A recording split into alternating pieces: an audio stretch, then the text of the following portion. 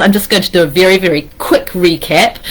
And the first one is most of us feel busy all the time. We get stuck in this busyness, which is just so predominant in our culture today, so that most of us never feel that we have enough time in the day to get everything done, and we certainly never seem to have enough time to get to the things that really matter most.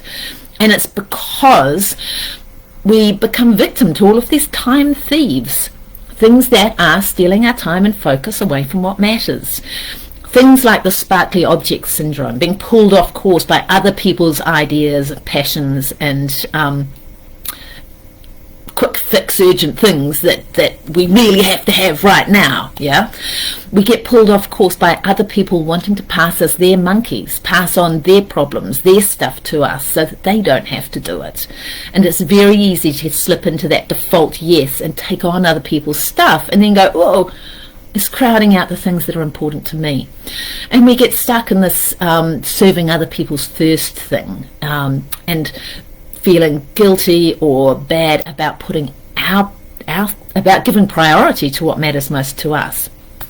And all of those things are really because we're not being clear on what's most important to us. Most of us have not clearly, effectively articulated what our core values, vision and goals are, so we have no compass by which to steer.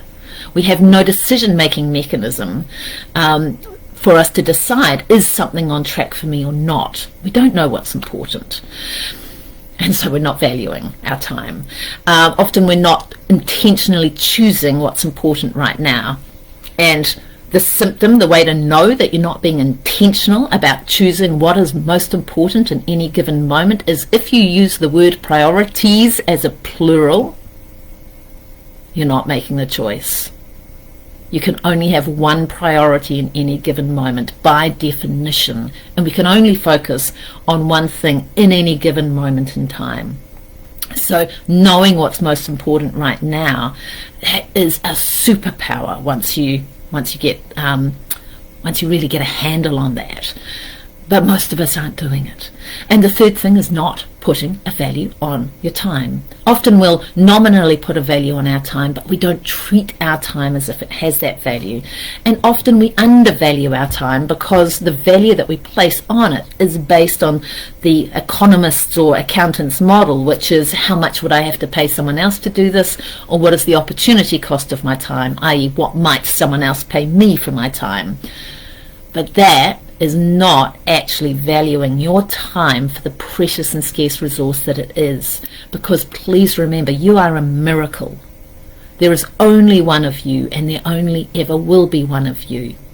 And you are precious. You have a unique combination of values and strengths and experiences and perspectives that no one else has ever had and no one else ever will have. And that means that you bring to things something.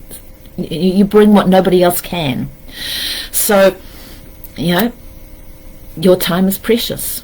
We've talked about how you actually only have a limited number of hours in your life, and once they're gone, they're gone.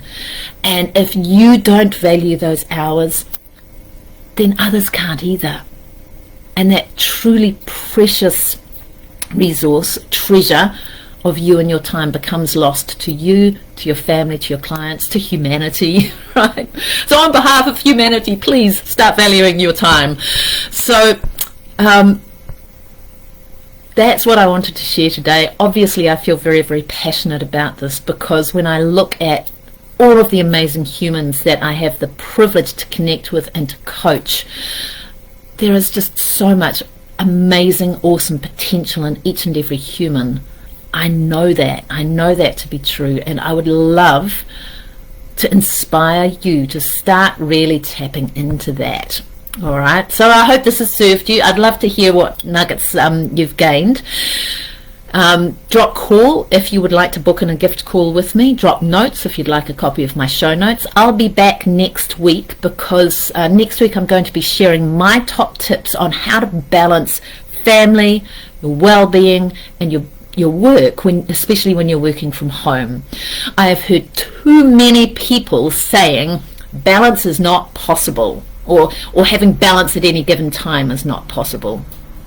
I completely disagree.